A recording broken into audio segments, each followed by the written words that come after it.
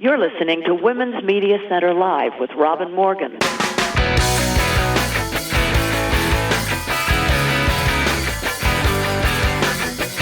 Welcome to Women's Media Center Live. I'm Robin Morgan.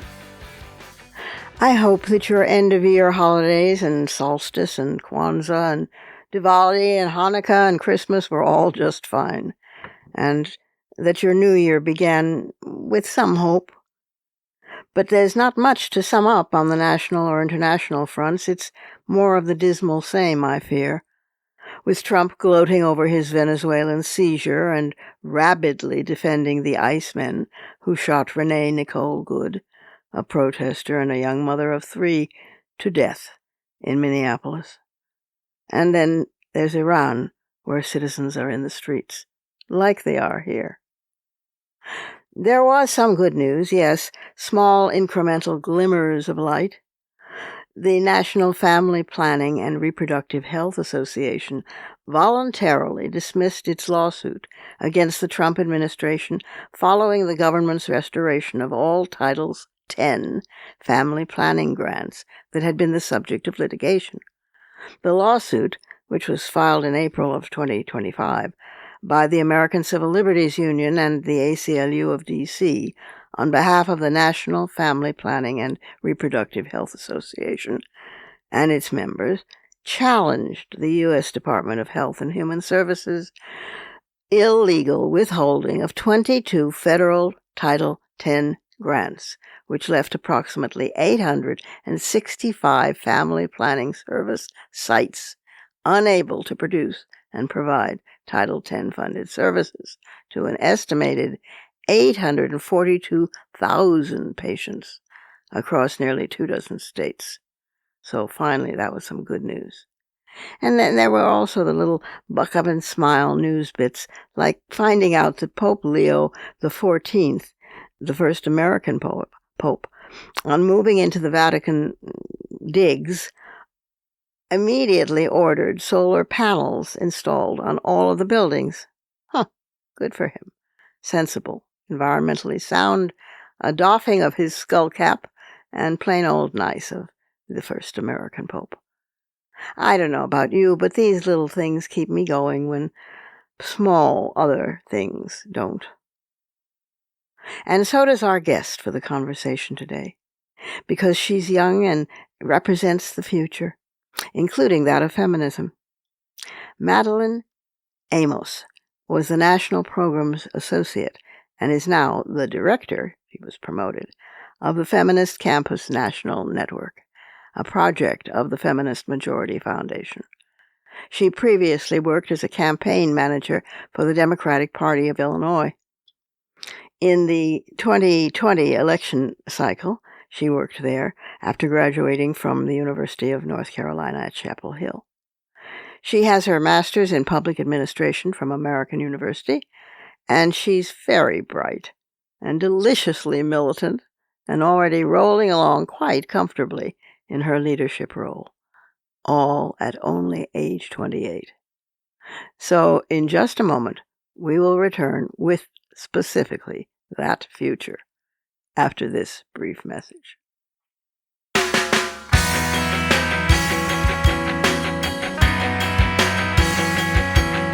Subscribe to this program on your favorite podcast platform and leave us a review.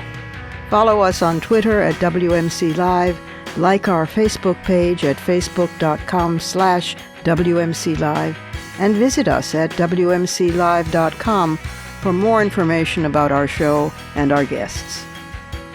You're listening to Women's Media Center Live with Robin Morgan.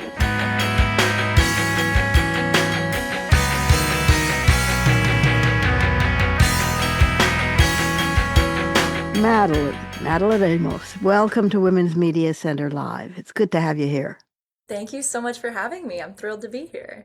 Well, it's especially important and good that because you're in the debut show of the new season, or rather of the continuation of the old season after the holiday break, and we're very pleased that you're here.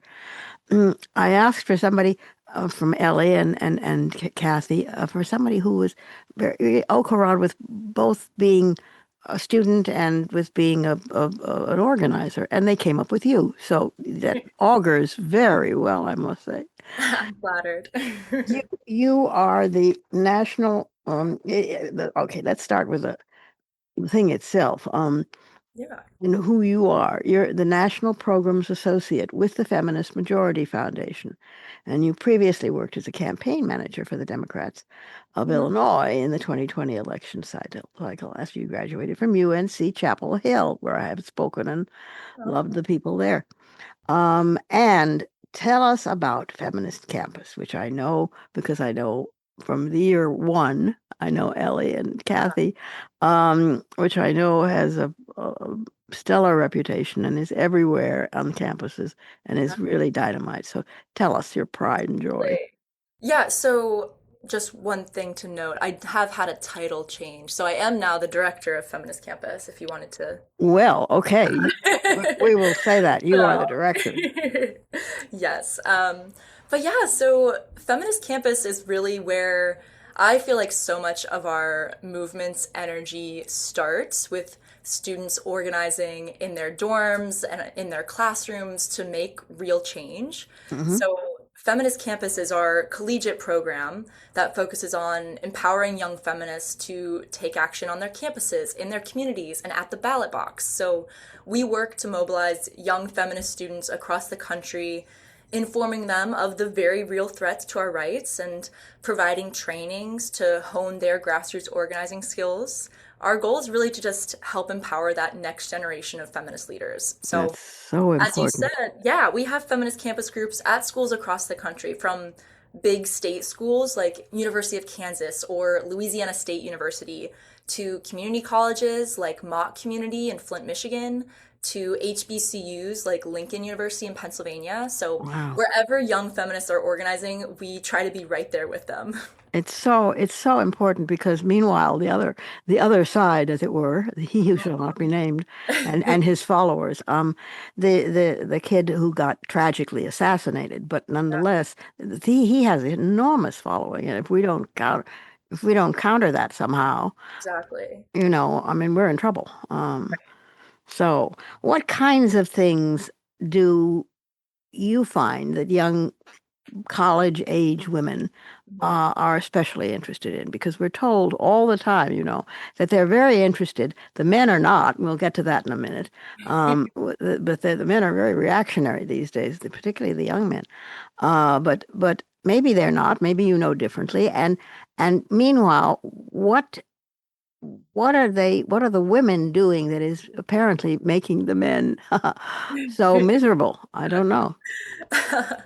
Yeah, so we focus on campuses because that is where political consciousness is formed and where movements are nurtured. And for so many people, college is the first place where they really encounter feminism, not Right. just as an idea, but as a practice where they get to organize collectively, challenging institutions, understanding how power actually operates in their daily lives. And Precisely. so when we're working with mainly young women, they are really opening their eyes up to the reality of injustices in their lives. So they're particularly like impacted by attacks on reproductive freedom, on Title IX, on gender studies, on the classes that they want to take, their academic freedom and LGBTQ plus rights.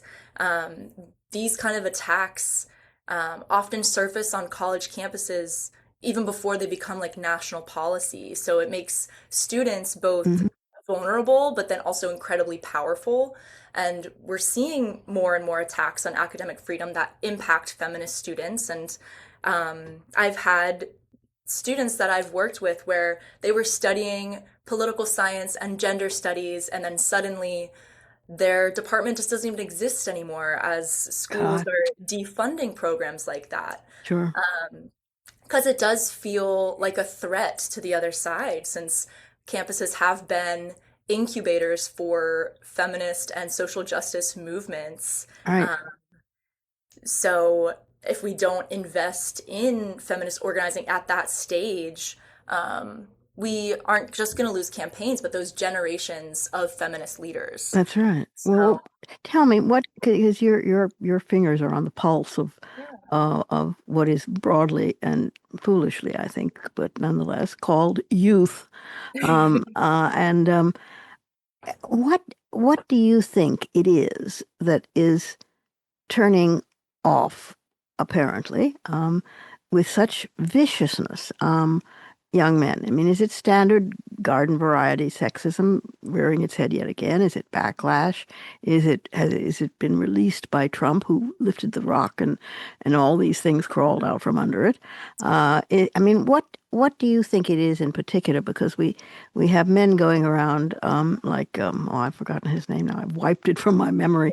But the guy who's making lots of money by selling a book about, how upset young men are. Oh, dear, dear, dear. Galbraith, it begins with a G, as in goddamn. So he, but he makes a huge living off male complaints, and he does it by stating that the complaints are not that toxic. They're just nice boys who want to be accepted, and they just, etc. Can you tell me what the real story is? What do you think it is? yeah. So, I mean, something that I've definitely learned from Ellie through working at Feminist Majority is that anytime we make progress, there's going to be backlash. There's going to be Absolutely. pushback. And I feel like that's what we're seeing right now is now that like women are making such incredible strides in education, like in higher education, they're like there are more women in colleges than men right now, and That's right. they're having a higher success rate than men are in certain careers, and Yeah, they're but so causing what? police, right? So what? That's Yeah, terrific. It's it's making up terrific. for some incredibly lost dark ages that have been going Exactly. on for thousands of years. I mean, Right. big deal. So, Exactly. So therefore, these young men are seeing like power that they've taken for granted, being entitlement stripped power. away from them. The entitlement. They don't have the entitlement that their fathers had or their grandfathers. They aren't just given these opportunities anymore at the rate that they used to. And Well, they're they still are given a hell of a they lot, still because are. otherwise we wouldn't have Elon Musk around. Absolutely. I feel like that's where people, like young men, forget that like we don't have equal representation in government. We've never had a female president. Like there are so many, like so much progress that we still have to do, and our bodies are under attack every day. That's right. But these young men feel like they have had something taken from them and are looking for a place that they belong. And unfortunately, they found that place with far right podcasters and influencers Sure. and Yeah. online communities like Andrew Tate, people like that. They're opening like very welcoming arms to Mm. these young boys that don't really feel accepted. Um, And we're not talking about incels now. I mean, we're talking about, no, I mean, those just the more of like, extreme ones. We're talking about right. the average ones. Yeah. Yeah, I mean, the average like young man that ended up voting for Trump, like how Yeah. did he end up in that space is because they welcomed them with open arms and they Yeah. like made them feel like they belonged. And we have to do the same thing, like showing that feminism and this progressive movement obviously is not just for women, and feminism positively impacts everyone of all genders, Yeah. and that there's a place for everyone in this movement. We just have to keep pushing for progress, and the backlash is always going to be there, but we still are the majority. Like our name is Feminist Majority, and that continues to be Yep. true. This is a small minority of like young men that we're talking about, Yeah. and we'll Yeah. still be able to push for progress even I as remember when Ellie attacks. came up with that name, Yeah, and how wonderful I thought it was. And I thought, oh my God, I know. this is really staking our claim. Yeah. This Exactly. is, yeah. But people forget that. They feel like since we are more of the like marginalized communities built up of this movement is built from people that haven't had a voice and haven't had a place in politics and government in our society. We feel like that we're the minority here, but we're not. We have so much power when we work together. Well, and we're the majority in the world, and we're the We majority are. on the planet, and when you put together all of the disenfranchised minorities, I Mhm. say in heavy quotes, Yeah, you get a majority that is so massive it takes your breath away, you know. right. But we haven't reminded people of that enough, and I think we're still nice, you know. I Yeah. mean, we're still relatively nice, and I get very impatient with our being nice. I know. You know, I mean, I'm an old radical, and so We I always have to hold that moral high ground, which definitely gets yeah, it gets frustrating when problematic after a no one while. else no one else plays by the rules, but we still have to. I know, and I'm not sure we have to, but Right. I'm wavering back and forth and back and forth and back and forth. How did you come to feminism? Yeah, so I mean, I grew up in a very conservative small town in eastern North Carolina, and I was going to Wow. Catholic school, and um, but from a really young age, I just knew that my values and the way that I viewed the world was very different from most of the people that I was surrounded by. I could just feel it in my gut when our Catholic school was like teaching us that abortion is this terrible sin or that marriage Uh, is just between a man and a woman. I just knew that this was not right and not what I believed. Um, how did you get that? How did it come to you? I mean, was it your well, parents? yeah, definitely my parents. I feel like my family, they were the only like more progressive leaning family in our Wow. town. And um, I definitely, yeah, I got that from them. They were always very informed about politics, would talk about politics at the kitchen table. We were always included in those Oh, conversations. bless them. Yeah, and my advocacy journey started when I was really young. I was just 10 and I became a really passionate environmentalist. I went Oh, vegan and I was like harassing my classmates to sign petitions and make sure they're recycling their water bottles and oh, Madeline, you're terrific. yeah, so I just cared so deeply about Yeah, making the world a better place. And of course, as I grew up, I just quickly learned about all of the injustices that persist, especially right, for women and the LGBTQ community. But I didn't really have that language to talk about feminism yet. right. But I followed that feeling to UNC Chapel Hill and studied women's and gender studies and public policy, which really just reinforced my worldview and determination to fight for justice. Wow. Wow, God. So you've been on all the marches. I mean, you're still very young. How old are you, dare I ask? I'm 28. You're 28. Okay. Yeah. And think of the activism you have ahead of you. My God, it's wonderful. It's wonderful. No, I mean, I envy you the years. You will not sleep much, and you No. won't have time to wash your hair. But leaving that aside, that you'll have dirty hair and sleepless nights, you'll be very happy. Because That's fine. it is a remarkable way to I don't know, to activate your life. And I must confess that I never thought that in my 80s I would have to be dealing with a Trump. I This is know. not how I plan to spend Ellie my. says that every day. She's like, I can't believe I'm still saying the same things that she's been I saying for know, the past I know, 50 years. And I yeah, know. I I mean, can't imagine how frustrating that is. it's pretty frustrating, Mhm. but you have to keep doing it. I mean, You have to. it's like Laurence Olivier said at some point to someone who had said, I've watched you perform the same play every night for whatever, a year or 2 years. How do you keep it fresh? How? And he said, and I think it was um, maybe he did a Lear. I can't remember, but he said it was a very taxing role, and it was Shakespeare. And oh no, it was Othello. It was Othello where he did full body makeup for it, and so he said, well, because I remind myself every night before I go out on stage that for the most of the audience, perhaps at least some of it, at least, it's opening night. Right. And it's opening night for them, and it's very exciting. So it's always opening night, for us. Yeah, Um, that's how I feel when I work with these young organizers. Like when they get to work on their first campaign and they're so excited and uh, right. they're getting out the vote for these feminist candidates, and they just have so much hope and excitement, and Right. I just let that inspire me because they're just even earlier in their advocacy careers than I am, and uh, Hmm. they are so optimistic that we're going to be able to make change. Yes, yes.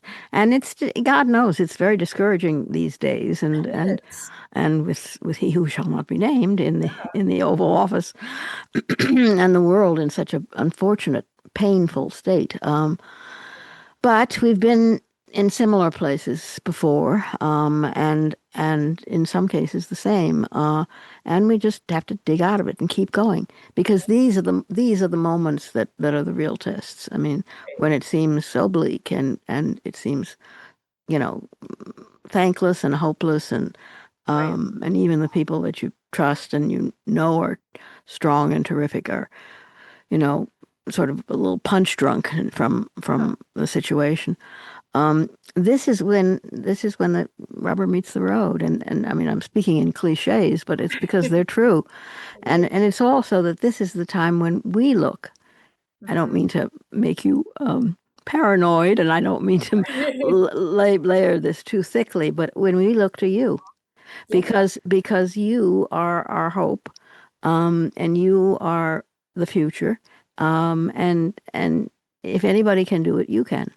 Um, and it happens with putting one foot in front of the other That's all it. the time, again and again and again and again and again. Exactly. And it's hard. It's nobody pretends that it isn't. If they do, don't trust them. Um, but you're in very good hands with Ellie and Kathy, I've and learned so much from them. oh yeah, Every every movement needs to be intergenerational, like the that's right. feminist movement is. Like I've just learned so much from the feminist leaders that have come before me, and it's really cool to see just different generations of women come together to fight for change. It's Hmm. yeah. Yeah, yeah, and it makes it impossible for them to say, well, your mother wouldn't be proud of you, or No, or because your they were grandmother would. right there with Yeah, us. exactly, exactly, exactly. And and and fierce and fiery, and there's a whole new group I just learned about. It's grandmothers for something Oh, in Berkeley, and it's like 70, 80 women who are all grandmothers. I love that. You don't have to be a grandmother to join Right. these. They made a point of saying that you can just be have to be of a certain age, and they're going strong. But I don't mean to give the impression that that's all that's going strong, because Yeah. it is it is a vast, enormous movement, and a global movement, of course, now, and has been for at least 20 years, more like 30 or 40. But it is fired by the zeal of these women and the rage, the Mhm. absolute rage. I mean, it just, and the women that I have on this program, who are a whole diverse array of authors and activists of different kinds and ages and sorts and nationalities and races and you name it, Mhm. um, are so inspiring, are so, you can't not keep going, when you're talking with them, when you're faced with their activism and their passion. It really is a passion. Absolutely. Um, I don't know. And I'm very glad that you're part of it. I'm very, very glad. So what was your major when you were in school? Gender studies and public policy. Well, of course. Are you going to Right. run for office someday? You think? Oh gosh, I don't think so. Honestly, being a politician sounds like a nightmare to me. Well, these days it does. You're damn It right. does. But I there, do prefer being on the other side of things. I love running campaigns. Like I ah, was a campaign manager for the Democratic Party running state representative campaigns, and I love that side of things. So I don't know if I'm gonna be the face of it. Like I feel like I'm more behind the scenes. okay. All right. All right. Well, no, but I mean, the people behind the scenes, let's face it, are the ones who really We're make the doing the policy. real work. That's right. And that's absolutely true. Yeah. Um, and uh, and and they know it, whether Yeah. the public knows it or not. It's very moving if when one is in a campaign of any sort, for a candidate or for an idea or for a life idea, the entirety of one's existence, like feminism, it, I don't know how to characterize it. Um, it's like being possessed by a passion, that that that you see, and you see it everywhere. Um, there's a remarkable new book by Soraya Chemaly, out, which is about. It's called "All We Want Is Everything." Mm-hmm. It's a feminist book, and she's a wonderful feminist, and I recommend it to you. She did the program recently. She's excellent because she she decided to make it very small and very sensible and very focused, for those people who still don't know what feminism is, and it is a remarkable book because before each chapter, like let's say it's education, Yeah. she will take the statistics on education, and just show who is really running it. Because a lot of times, of course, we hear that women are behind it and women are tweaking it and women are making the, and it is such an indictment, subject after subject after subject, political power, um, education, Yeah. medicine, name the subject.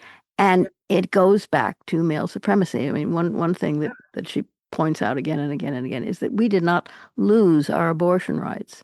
That's a Mm-hmm. way of fudging even the language. Our Right. abortion rights were stolen from us, Exactly. and they were stolen from us and reassigned to Mhm. men, Right. which is an interesting way of putting it. And I did a double take when I was talking with her, because I said, "Oh, explain," and she did. And because in fact, who got them? Did they go into the ether? Our abortion rights? Right. No, our abortion rights, our rights to control our own bodies, were reassigned Mhm. to a group of men. Right. Whether it's the men on the court, or whether it's the men in policy, or whether, it's, so that's a one key to the kind of thinking that she Right. does, that reorders your priorities, and makes you realize that everything, including language, of course, especially language, perhaps, um, is a part of the problem and can be a part of the solution. Right. You Exactly. know. So, so much for, and I immediately stopped saying that our abortion rights were stolen from us. I didn't say it anymore because that made it seem like sleuth, and Right. and hidden, and it's not. They were deliberately Right. reassigned, to men, and that puts it all in a different perspective, and that makes you realize that it is, in fact, male supremacy is a system that we're up against, Absolutely. and that's not as easily dissolved, but it is dissolvable Yes, absolutely. in your lifetime, from my mouth to God's ears, as they say. God, I Oh, hope so. yeah, I hope so too, my dear. I hope in your lifetime, Yeah. um, because it's been quite a while. It's been a very short while, actually. I shouldn't say that, because if you look at the history of patriarchy, it's been a lot of thousands of years and Right. millennia, Mhm. and we're trying to undo that in a few. Well, I mean, if you Right. count suffrage, it's Yeah. 100 or so years, but that's not easy. And We I'm need not so much surprised. progress. I'm not surprised that Ellie is tired.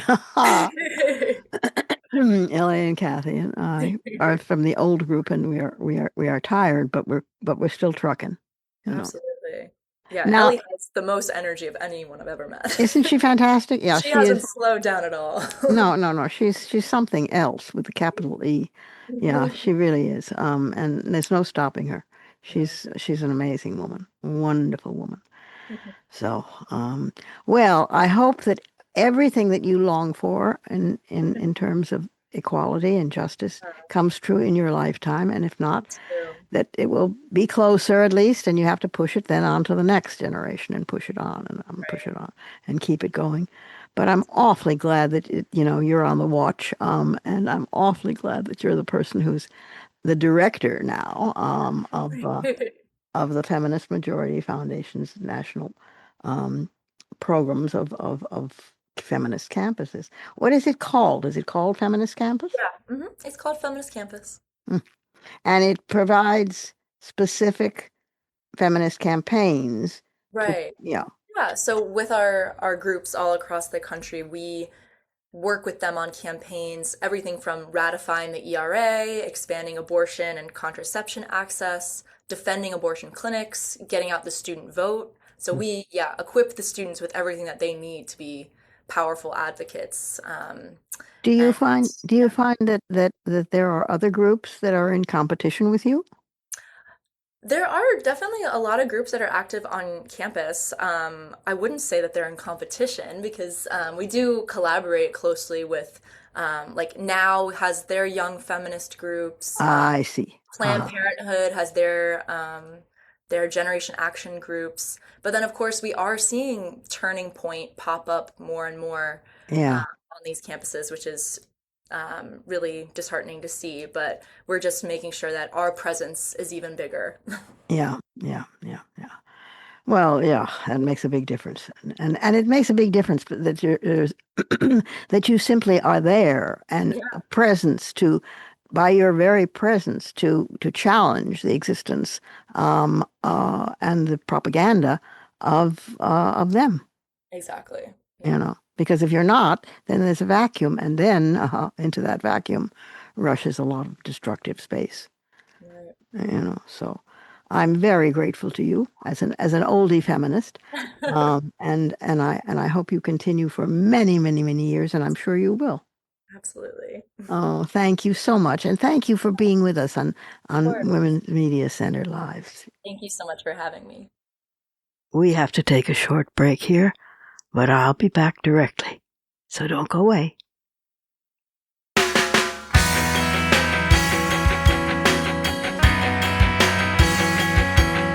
The Women's Media Center, founded in 2005 by Jane Fonda, Gloria Steinem, and myself, is a progressive, nonpartisan, nonprofit organization working to make women visible and powerful in media. You can learn more about the WMC at womensmediacenter.com. You're listening to Women's Media Center Live with Robin Morgan.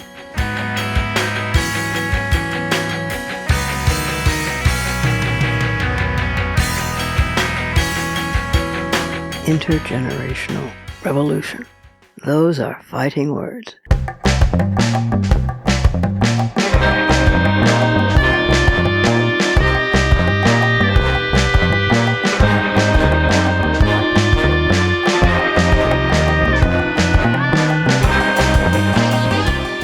Quote, "It is almost impossible to keep the revolutionary elan alive and to transmit it down generational lines."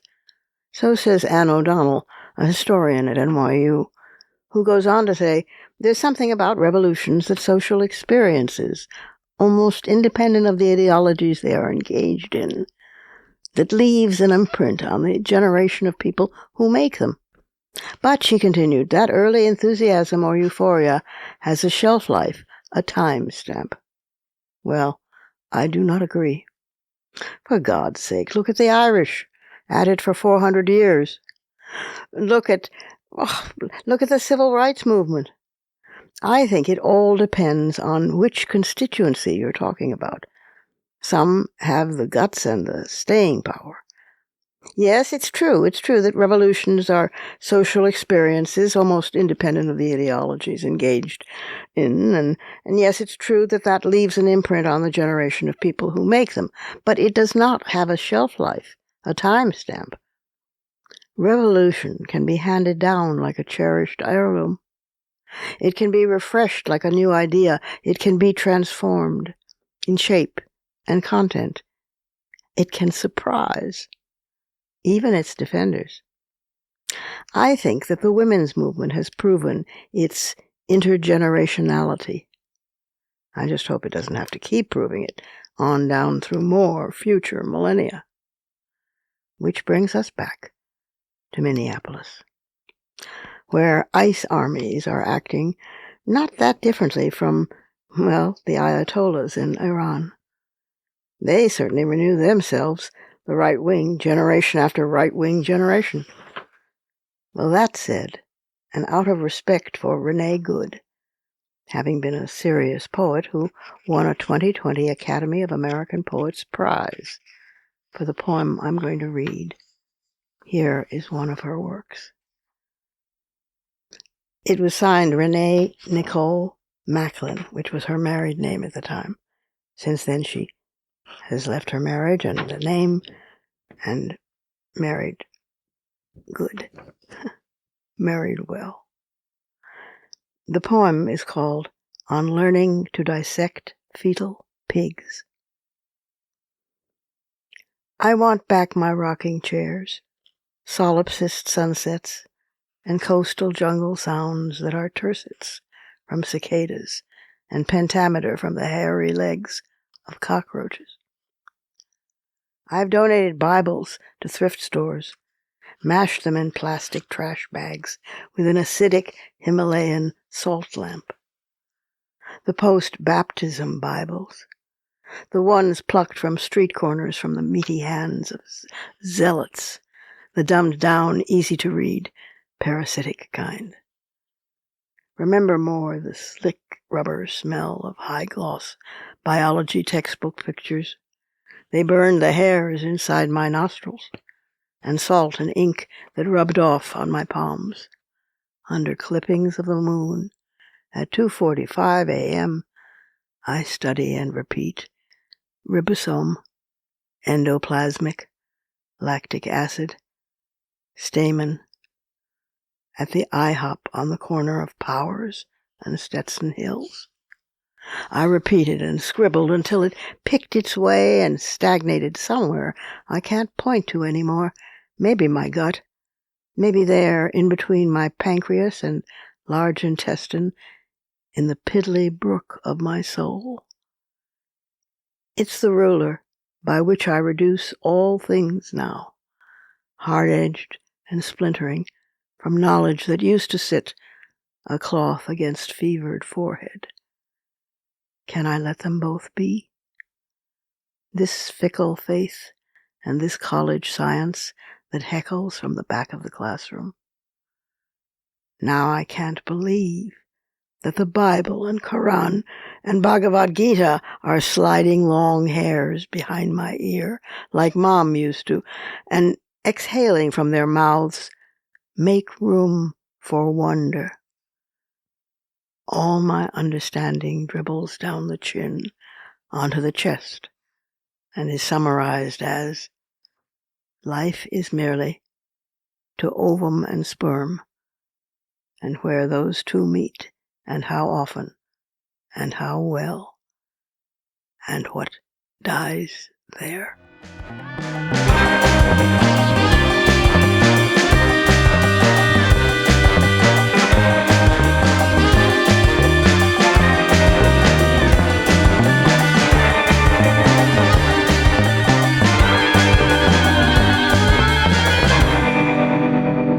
And that's our show for this week.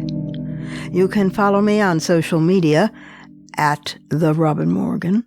You can check out my blog at robinmorgan.net, and you can find my new novel, Parallax, and my just-out new book of poems, Harvesting Darkness, wherever books are sold. Portions of this program were taped earlier. Views expressed here do not necessarily represent the WMC. Here's the family for Women's Media Center Live. Executive producer, as well as founding and sustaining sponsor, Regina K. Scully. WMC president and co-executive producer for this program, Julie Burton. I'm Robin Morgan, your producer and host. Thank you for being with us. Join us next time on Women's Media Center Live.